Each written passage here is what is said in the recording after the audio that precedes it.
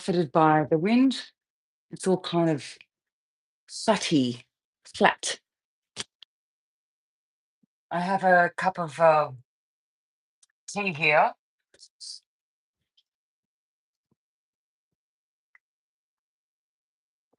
Go and get your cup of tea, coffee, and let's sit down. Oh, my giddy aunt. I thought we'd talk about intrusive thoughts today.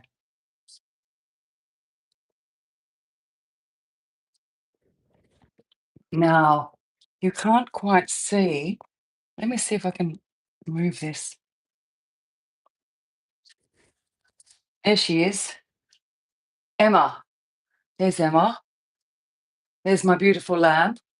And there is my, hey, there's my Emma and my cup of tea. And I really love this little what do you call it? Coaster. I think it's really cool. Hey, Beanie! Beanie, Phoebes. Intrusive thoughts. I've taken some notes. We're talking today about conquering intrusive thoughts, effective strategies to find peace. I know. It's been a long time, hasn't it? It's good to see you, Phoebes. It's really good to see. Can I call you Phoebes? Is that okay? Phoebe, I've been doing this every day. God, the wind has just destroyed my hair. Uh, I've been doing this every day for half an hour. The signature glasses. Yes, I've ordered, as I was saying to everyone else, hello, hello. I've ordered some other glasses. I just have to pick them up, and I'm so time poor. I haven't done that. I've committed to doing these lives daily. I'm so sorry, Phoebes. My brain is in the brain fog cupboard. And I think my brain just hangs out there in the brain fog cupboard permanently. Uh, I think that's that's my life.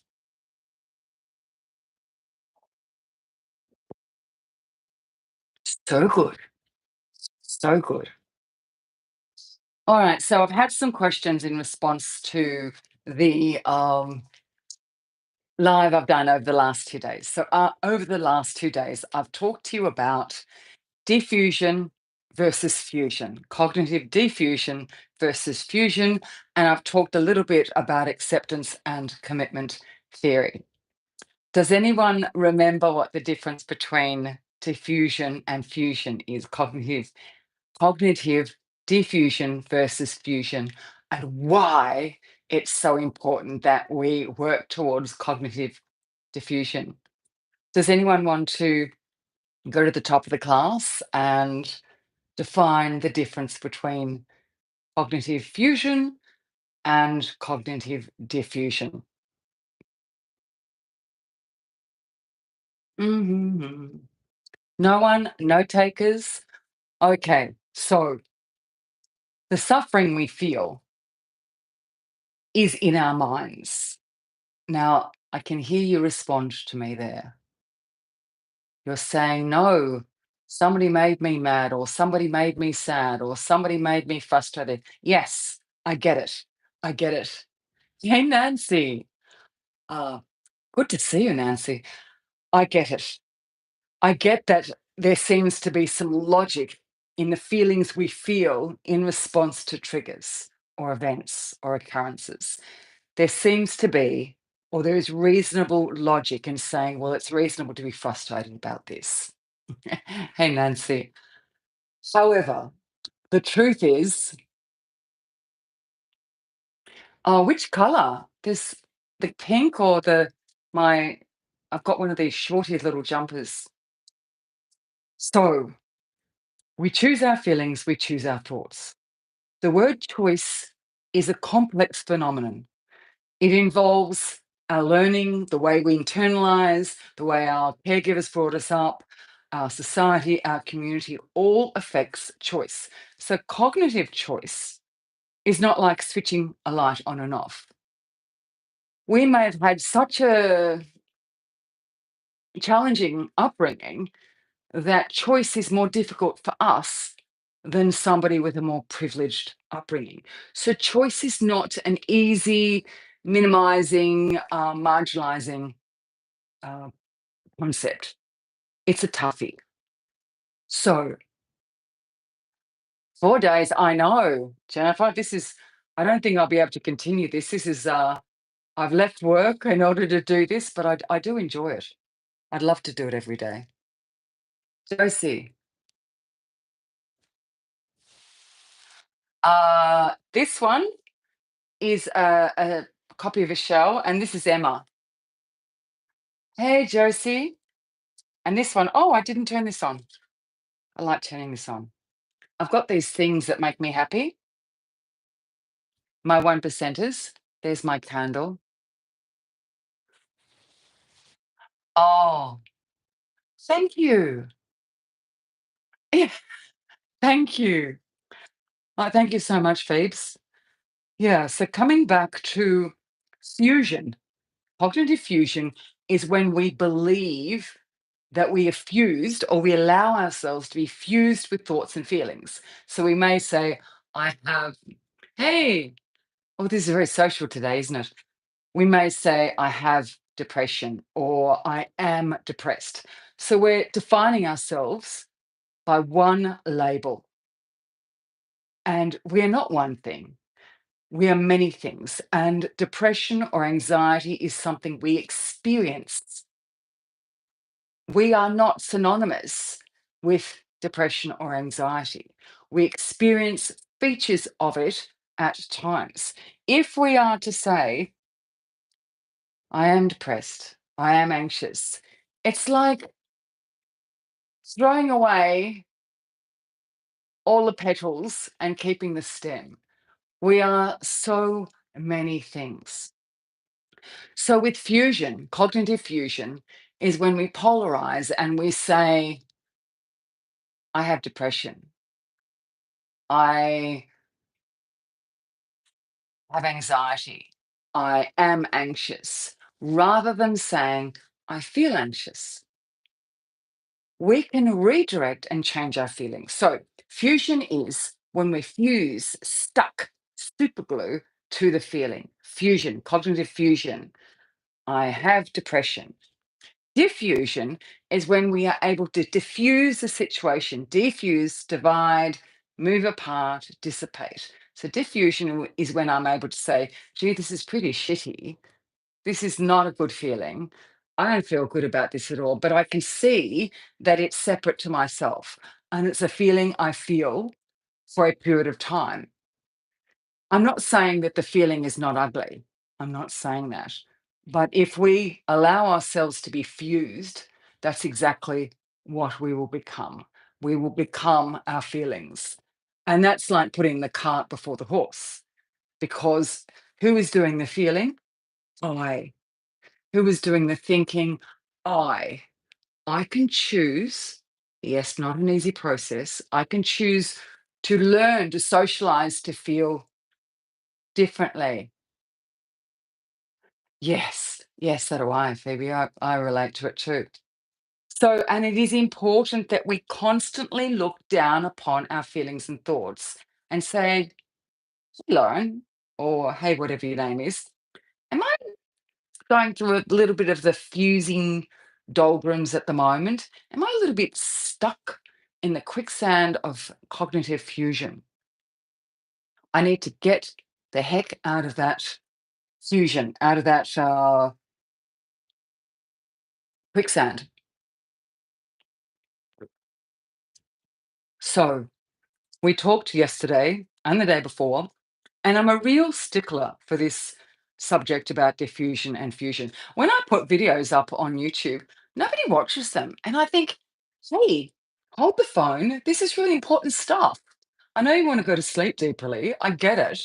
But we need to learn how to use our, yes, Josie, we need to learn how to use our amazing minds. It's like a bicep. We need to train it. Yes. Yes. Phoebe's saying it's hard to recognize fusion. And yes, that's true because we may say, "Oh, I'm just hopeless. I'm no good at relationships. Uh, I'll never have a relationship." And we are just fusing ourselves with a concept or feeling and thought rather than saying, I'm not enjoying my present relationship. It's a little bit shitty, and name it. Remember the Rumpelstiltskin concept? Do you all remember that? I feel like I want to ask you questions and you to put your hand up. Rumpelstiltskin complex syndrome. Anybody remember? It's really important. I'm going to give you a few seconds. Ah, tell me about the Rumpelstiltskin concept. Oh, Jennifer, thank you so much. You know, the mythical character Rumpelstiltskin, and he had power when nobody knew his name. And when his name was mentioned, he lost his power. So when we state the issue, we name it and shame it, we empower ourselves and we disempower through naming. So we attempt to diffuse and we name, we identify, and that gives us some separation. We can look down. Oh, thank you. Thank you, Josie. We can, yes, we can look down upon it. Today, I wanted to talk about, yes, I want to move from, I want to move from um, diffusion and fusion and talk about intrusive thoughts, managing intrusive thoughts. I've got some notes here. And managing intrusive thoughts is really challenging because we learn intrusive thoughts from childhood, and we've got our faves. We've got our favorites that we, keep in a basket under our bed, and we just bring them out on special occasions to show everybody. Whatever they are, they may be, I'm hopeless. It may be I'm no good at relationships. It may be my brothers and sisters hate me. I'm not minimizing your experience. I'm questioning and confronting your manner of working through pain. Remember the disclaimer also with trauma, that trauma is different to what we're talking about. Because with trauma, there's lots of feelings of overwhelm. And remember what I said about uh, Bessel van der Kolk's book, The Body Keeps Score, that when we remember trauma, our body relives it. So trauma is in a basket over there somewhere, all on its own. We are talking about here today supportive therapy, what we can do, what tools we can get together for our toolkit of survival in life. Working through trauma is its own kettle of fish. Who thought of that phrase? Who invented the phrase kettle of fish? Why would you put a fish in a kettle? But that aside, trauma is separate to this. This is about your roadside, average uh, fusion and polarizing of thought. Polarizing is when you simplify something to the point that it's almost irrational. It loses its reason. It loses its reality. Okay, so managing intrusive thoughts. Firstly, we name the thought. So we Rumpelstiltskin it with intrusive thoughts. We name the intrusive thought. We practice mindfulness. One of the aspects about practicing mindfulness is that your practice is only as good as the moment it is practiced in. So try not to set yourself up for failure by being ready to meditate. I'm ready to meditate. I'm calm. I'm serene. I would make Buddha proud. I'm ready to meditate. Life can get really hairy. Meditate, in the life you have. If your meditation practice is less than perfect, eh, that's okay. It's better than nothing. It is better that you meditate really badly regularly than meditate well rarely. Put that on a t-shirt. So, naming meditation practice, cognitive behavioral therapy, CBT, ACT, acceptance and commitment theory, address irrational thoughts. So, challenge yourself. Have a good old yarn with yourself, a debate with yourself, and say, Lauren, was that a true statement? Was that true, or were you a little reactive? Is that statement rational or is it irrational? Do you have evidence to support your thoughts?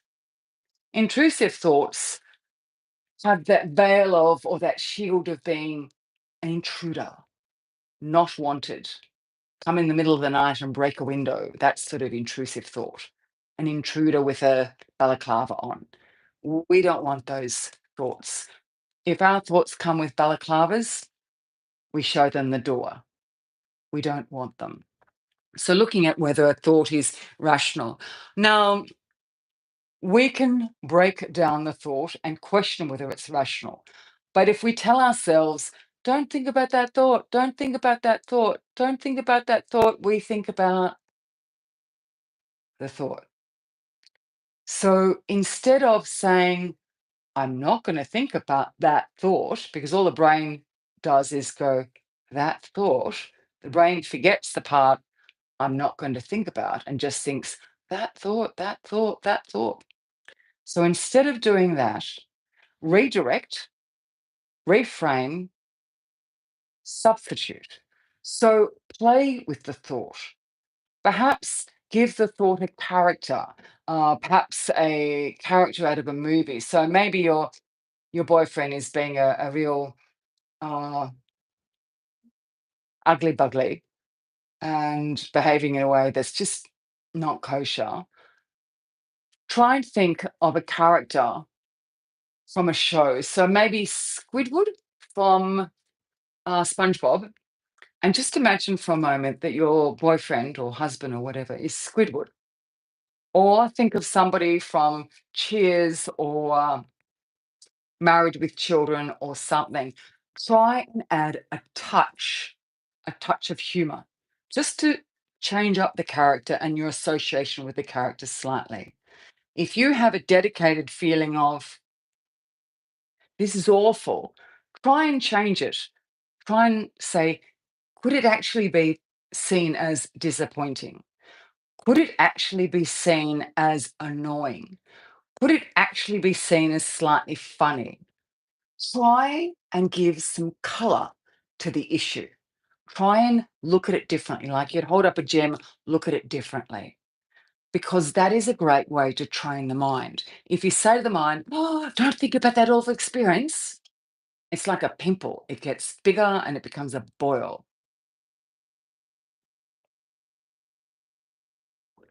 Loving the tea. Okay, reframe the thoughts. We can talk about reframing. Where am I at? Another 10 minutes in another video if you like. And I need your feedback because I'll continue to do these if as a group we're into it. So write your comments, let me know. I am here, bated breath, waiting for your comments. Limit your reaction. Instead of reacting emotionally to intrusive thoughts, practice allowing them to pass without engaging. This is really important. I do like the image of an intrusive thought being like a balaclava little person breaking into a house, an intruder.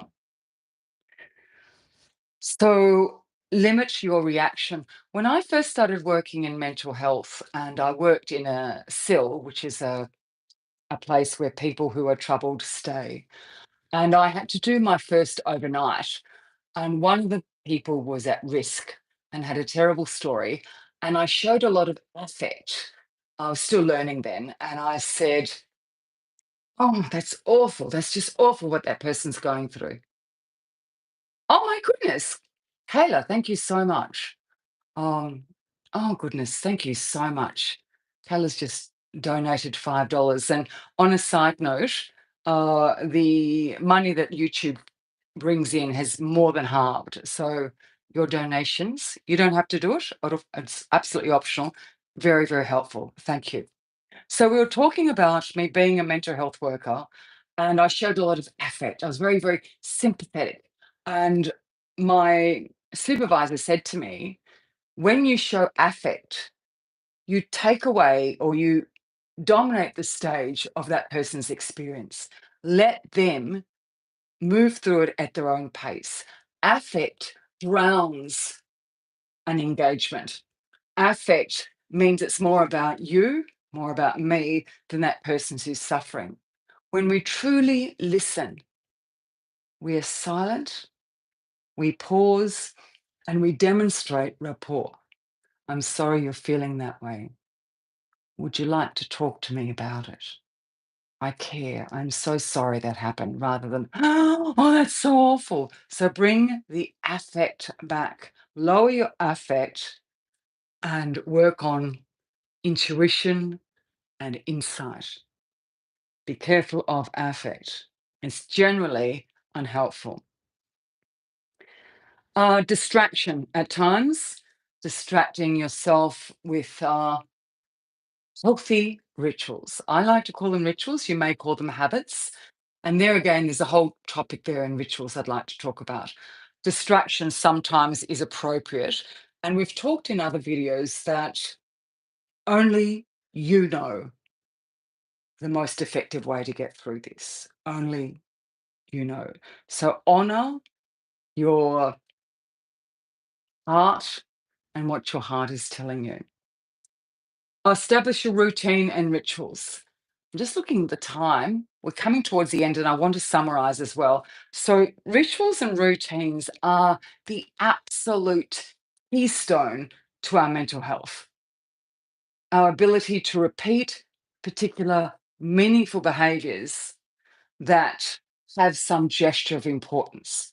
My tea, my candle, my favorite lamp, my cuddly, very colorful jumper, my colorful, yes, Josie, my book that I wrote is about rituals that bring joy. And if somebody close to you dies, going out and doing a ritual is not going to fix it. If your partner of X years is unfaithful, going out to do a ritual or participate in a ritual is not going to be a band aid. However, it will bring a softness and it will bring a lightness or move towards a lightness. It will lift the burden ever so slightly and it will give you the space to breathe. And in that space to breathe is the space to heal. You know, I love my one percenters, and rituals are everything to me. When my first husband left me, the rituals I participated in with the children were just kept me going. I felt panic, and the rituals brought that softness to the family. Okay, use grounding techniques. I'm really into grounding techniques. It may be meditating, it may be just focusing on the breath. It may be turning off all the internet. It's something to ground you, to center you. Oh, I'm so sorry. I'm so sorry, Josie. So you may be grounded by, I like to do chanting. I like to use a sound bath.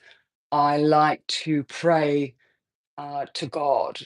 I also use Indian chants as well. I find them very grounding. Um, I find staying home on occasion grounding. I find reducing stimulus grounding. That's me. I'm not you. What do you find grounding, centering, brings you back to base, back to ground zero? grounding. I'm talking about these things really quickly because I want an overall context here. We're looking at this globally. Limit stress. When we have intrusive thoughts, we are heightened. We've got the cortisol going, we've got the adrenaline going. So we're heightened. We want to bring ourselves back down.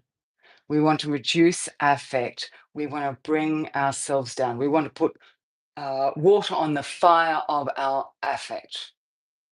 Affect is generally reactive, and generally, strong affect does not help us through grief as a general rule. We may allow ourselves to have affect for a period of time. Say, following a death, we may want to really mourn expressively, but generally, affect is unhelpful.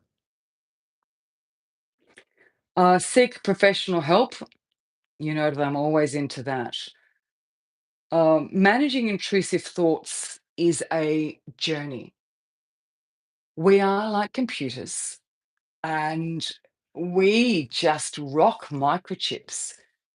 We learn a microchip or we learn a computer program in childhood, whether our father told us A, or our uncle told us B, or our mum told us C, and we become A, B, or C, and we become fused with that particular pattern of thinking. It's not easy, but we can unfuse. We can take the super glue off the fusion of thought to I. After all, it is I that thinks. It is not the think, not the thought that creates the I. It is the I that chooses to think. It is the I that chooses to feel. The choice is complex.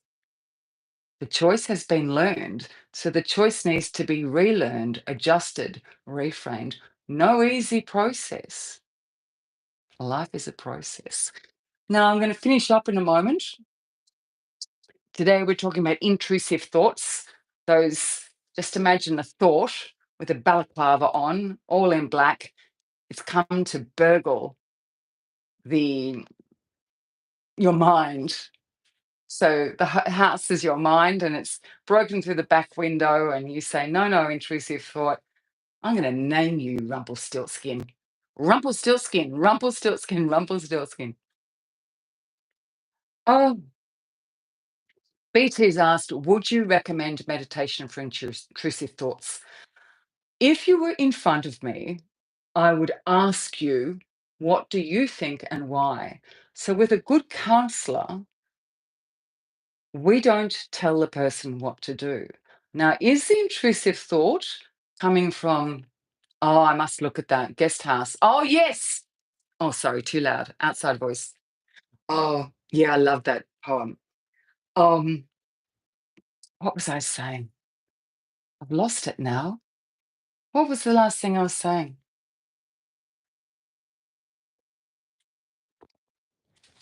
I remember. Okay. I cannot answer the question for you. If you've experienced trauma and I tell you how to deal, yes, yes, yes, thank you, BT. And I tell you how to experience your experience, I could really do damage. Firstly, I would assess that person and ask the person what their problem is. And then allow that person to work through it with some guidance, reframing, redirecting, but not telling. Sometimes somebody may not be aware that they've experienced trauma. So the worst thing we can do is tell them how to experience their intrusive thoughts. Their intrusive thoughts, I'm just seeing somebody in a balaclava now, maybe mild, or maybe significant, or maybe profound. I would work that out through counselling. So I would say to you, how do you think you should manage your intrusive thoughts? I, as a general rule, a blanket, broad brush view, I would look at diffusing away from intrusive thoughts. I would do some work exploring the intrusive thoughts if it is not traumatic. And I would do some journaling, some reflection. Meditation is, oh, yes, I love that, Jennifer. Where's the t-shirt? Um, Meditation, being able to be silent with one's awareness, is generally supportive. And it is a healthy habit to clarify our mind, to help with sleep, and to aid physical health. However, there is a time where sitting in silence may be too painful. Only you know when that is. And if it is that time, then see a professional and get the help that you deserve. Okay, I'm going to finish that. It's 31 minutes. We are talking about intrusive thoughts. Remember, for August, I've got a super duper special on my counselling. Go to Simply Book Me and then my name. So the website's called Simply Book Me. Look up my name, Lauren Ostrowski Fenton. Type in the coupon August in capitals when you get to checkout. And or you can go to my website, laurenostrowskifenton.com. Thanks, Josie. If you haven't subscribed, please subscribe. If you've got somebody that you feel would benefit from this, please share. When you share, when you comment, when you like, you help me. The donation is hugely helpful. There's no pressure to donate. The ad revenue that comes from YouTube is less than half now than it was. So it is helpful. But you can also just do a thumbs up as well. So let's have a reflect about intrusive thoughts and the little burglar. And you're welcome, Phoebes. Good to have you here. And have a reflect. Don't forget your journaling. Write in the comments below, because what you write would benefit someone else. I've got a couple of videos coming out. I've got one I put out last night. What's it called? I'd really love you to give me your opinion on it. And I've done one on manifesting as well, which is that's coming out today. And I did one this morning that is called How to Fall Asleep When You Are Really, Really Anxious, when you feel really anxious. Uh, it's a quiet talk, and I would love to hear what you think, whether you find it helpful. It's a quiet talk which evolves into a meditation and body scan. Thank you for joining me. Mwah. See you soon.